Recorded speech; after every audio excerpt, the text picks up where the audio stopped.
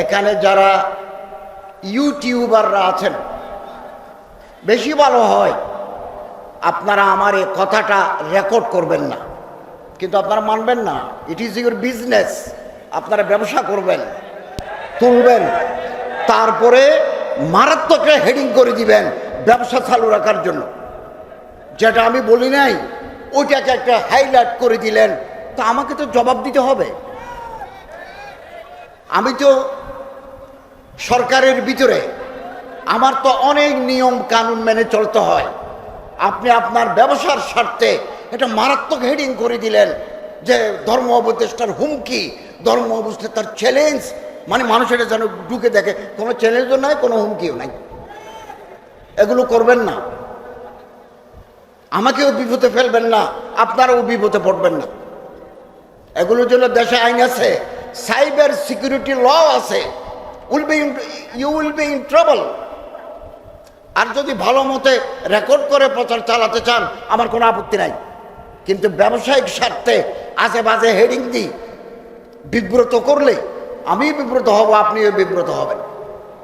আর এখন আলেম ওলামা ছাত্রদের হাতে মোবাইল, কেন এই ছেলে ছবি তুলতেছে? এটা তো আমার এজাজত ছাড়া ছবি তোলা হারাম। তারপরে ফেসবুক দি আমাকে বিব্রত করা, এটাও হারাম। ওয়ালা তাজাসসু ওয়ালা ইয়াগতাব বাযুকুম বাযা। এগুলো কেন আলেম ওলামারা করতেছে, তালেব ইলমরা করতেছে। স্কুল কলেজের ছাত্র করলে কোনো আপত্তি ছিল না, তাদের ধর্মীয় জ্ঞানের অভাব। কিন্তু তালেবে ইলম মাদ্রাসার হুজুররা প্রত্যেকের পকেটের মধ্যে একটা মোবাইল বের করে তারপরে ফেসবুকে দেবে। এখানে বসছি, ক্লিক ক্লিক মারতে আছে। পাশে কত মানুষ থাকে, পাশে যাত্রী আছে, পাশে রিক্সাওয়ালা আছে, পাশে ডাক্তার আছে। ধর্ম অমুকের সাথে অমুককে, কি ফিতনাতে পড়ে গেলাম আমরা। সভ্যতার অভিশাপ। সম্মানিত হাজরিন, আমাদের মুক্তির পথ রাসূলুল্লাহ সাল্লাল্লাহু আলাইহি ওয়াসাল্লামের সিরত উসওয়ায়ে হাসানা। এবং একথা মনে রাখবেন, হযরত মাওলানা হাফেজ মাদউদ্দিন সাহেব বড় হুজুর, আল্লাহ ওনাকে অনেক মর্যাদা দিচ্ছেন। বড় মুফতি, বড় মুহাদ্দিস, বড় মুফাক্কির, বড় মুআল্লিম। ওই মর্যাদায় আমি পৌঁছতে পারি নাই। সে ইলম, সে তাবাহুর আমার নাই। যেহেতু আমি উঠতে পারি নাই, মৌলানা মাদউদ্দিন সাহেব, মুফতি মাদউদ্দিন সাহেব উঠছেন, মৌলানা মাহমুদুল হক সাহেব উঠছেন, চরমনের হযরত পীর সাহেব উঠছেন, আমি উঠতে পারি নাই। তো আমার মনের ভিতরে বেদনা, দুঃখের আগুন জ্বলে। সে আগুন গ্লানি হয়ে আমরা ফেসবুকে লিখি। এটা হচ্ছে মনোবৈজ্ঞানিক কারণ। কেন আমরা একজনের বিরুদ্ধে একজনের লিখি? কেন একজনকে অসম্মানিত করি? সম্মানিত করতে পারি না? আপনার ভিতরে যে জৌদত, আপনার ভিতরে যে ইলমি তাবাহুর, আপনার ভিতরে যে তাফাক্কুহ ফিদ্দীন, এটাকে আমি আপগ্রেড করতে পারি না, উপরে তুলতে পারি না। না, আপনাকে হেয় করতে পারলেই আমার যেন কলিজার শান্তি হয়। এটা হচ্ছে ব্যর্থতার গ্লানির জন্য তারা ফেসবুকে লিখে। ফেসবুকে যারা আজে বাজে কমেন্ট করে, তারা ভালো লোক নয়, তারা ছোট লোক। ছোট লোকের কাজ হচ্ছে ছোট কাজ। বড় মানুষের কাজ হচ্ছে এগুলোর দিকে না তাকানো। জবাবে জাহেলা বাসত খামোশি, চুপ থাকাটাই হচ্ছে বড় শাস্তি। এটা ফিতনা, আধুনিক জামানার ফিতনা, বিজ্ঞানের ফিতনা, কার্স অফ দি সিভিলাইজেশন, সভ্যতার অভিশাপ। এটা মুহূর্তের ভিতরে ভাইরাল হয়ে যাবে। ছবি তোলে না জানাই। আমি এদিন অফিসে বসে কলার পাউরুটি খাচ্ছি। তা আমি খাবো না? আমি তো খেতে পারি কলার পাউরুটি, সবসময় খাচ্ছি বেড়ে নেহাবো তো কথা নাই। কোন মুহূর্তে এক মুফতি কাসেমি আমার সামনে ছিল, সে কখন আমার ছবি তুললো আমি টের পাই নাই।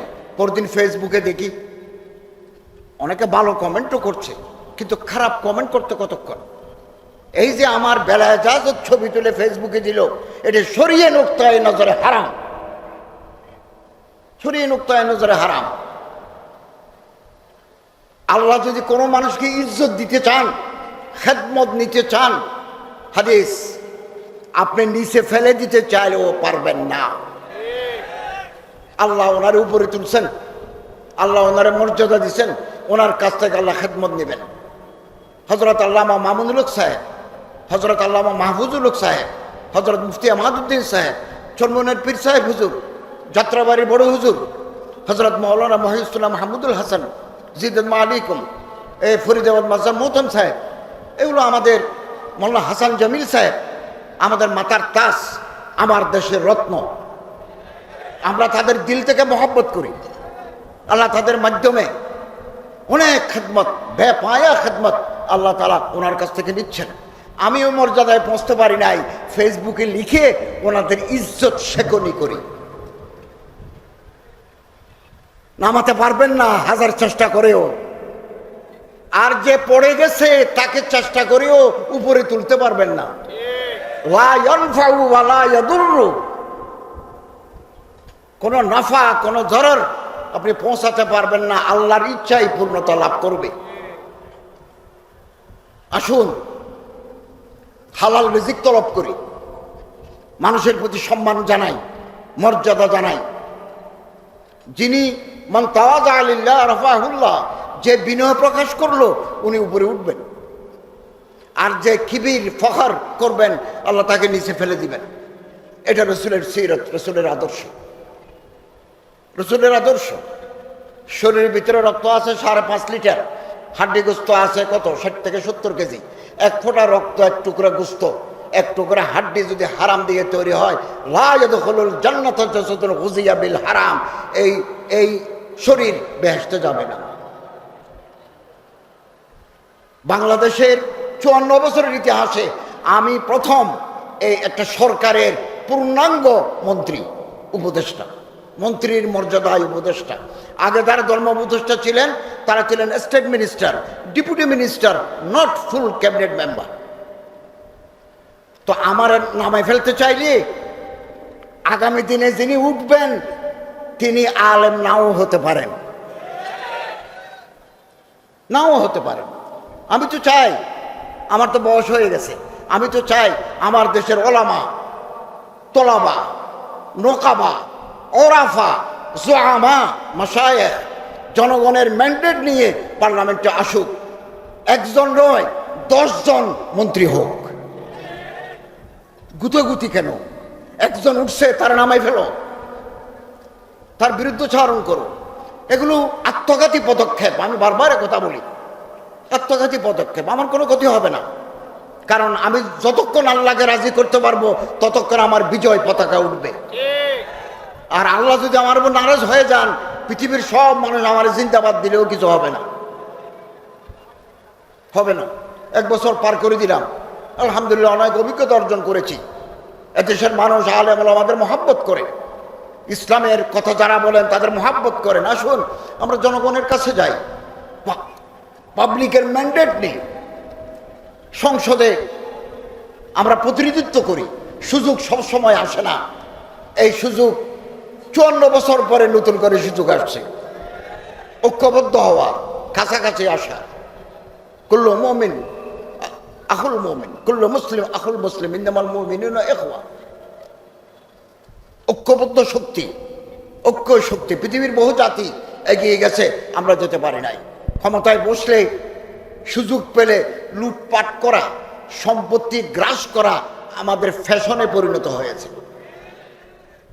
আলহামদুলিল্লাহ কোনো আলেম, মূল ধারার কোনো আলেম দেশের সম্পদ লুণ্ঠন করে বিদেশে তারা বাড়ি তৈরি করে নাই, কোনো আলেম করেন নাই। আলেমরা যুগ যুগ ধরে, 100 বছর ধরে, 1000 বছর ধরে এই ভূখণ্ডে দ্বীনি তালিম, দাওয়াত, তালিম, তাজকিয়া, তাফাক্কুর, তাদাব্বুর মাধ্যমে দ্বীনের খেদমত করে আসছেন। এই আলেমদের অবদান জাতি কোনোদিন ভুলতে পারে না।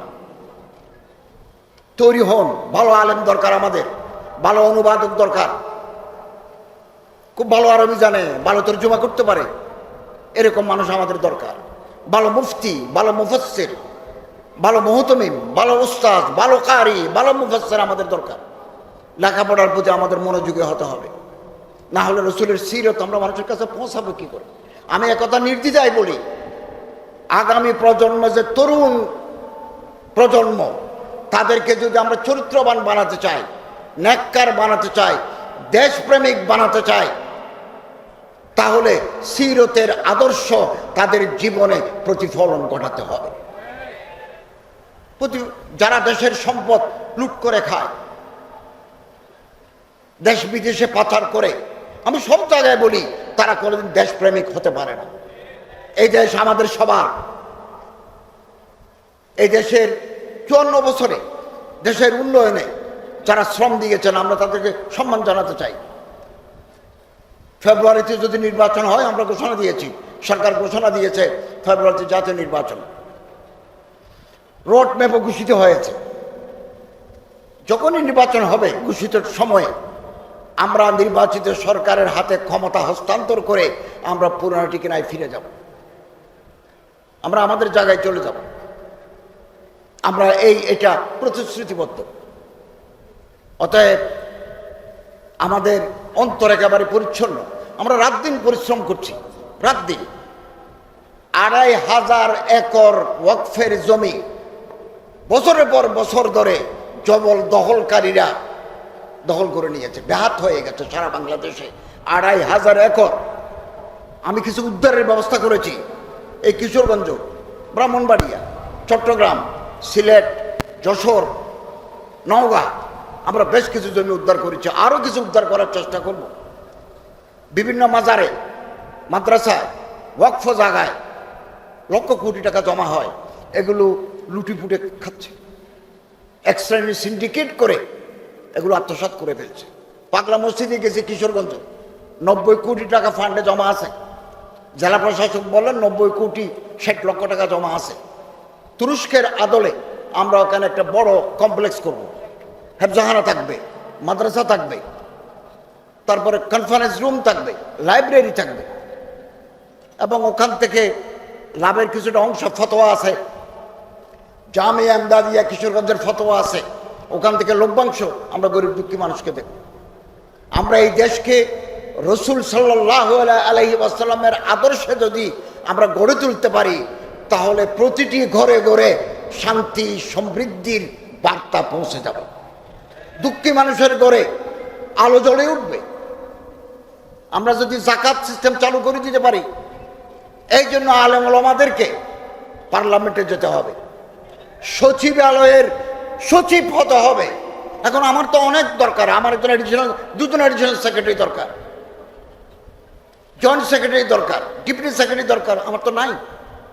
আমারে বলছে আপনি তালিকা থেকে ফিট লিস্ট থেকে নেন, কই?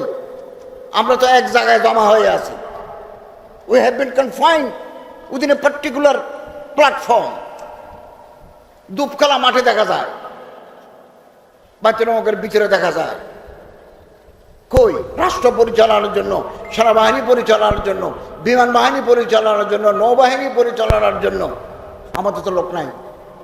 কাহাতুর রেজাল মানুষ তৈরি করতে হবে। আগামী দিন আমরা দুনিয়া থেকে বিদায় নেব, যারা আসবেন আগামী দিনে এই দেশে সিরতে রসুলের আলোকে একটা সুন্দর রাষ্ট্রীয় ব্যবস্থা, সামাজিক কাঠামো তৈরি হওয়ার জন্য আপনাদের প্রস্তুতি নিতে হবে। গরম বক্তৃতা করলে হবে না। গরম বক্তৃতা is not final solution to all. পরিকল্পনা মাফিক এগিয়ে যেতে হবে। কই? আমাদের কি কোনো পত্রিকা আছে? আমাদের একটা ন্যাশনাল ডেইলি, একটা গণমাধ্যম আমাদের হাতে নাই। ওলেকিন কলমদার কফে দুশ্মন আস্ত, দুশ্মনের হাতে কলম তুলে দিয়েছি, কলম আমাদের কলম তাদের হাতে তুলে দিয়েছি। কে লিখবে? অতএব ভাবতে হবে, ফিকির করতে হবে। উম্মতের যারা মুফাক্কির, উম্মতের যারা রাহনুমা, তাদের পরামর্শ মতো আমাদের চলতে হবে। নিজেদের মধ্যে ভেদাভেদ, নিজেদের মধ্যে ভুল বুঝাবুঝি, এগুলো অবসান ঘটাতে হবে। আমি সব সময় বলি, এখনো বলছি, মঞ্জিল সে আগে বড়কর মঞ্জিল তলাশ কর। মিল যায় তুঝে দরিয়া তু সমন্দর তালাশ কর। অন্তরকে বড় করি, চোখকে প্রসারিত করি। দুনিয়া ও রবি হে আসমা ও রবি, সিতারোকে আগে জাহা ও রবি। এই যে কালো আসমান দেখা যায়, এরপরেও আসমান আছে। এত ছোট হয়ে গেলে হবে? এত ছোট?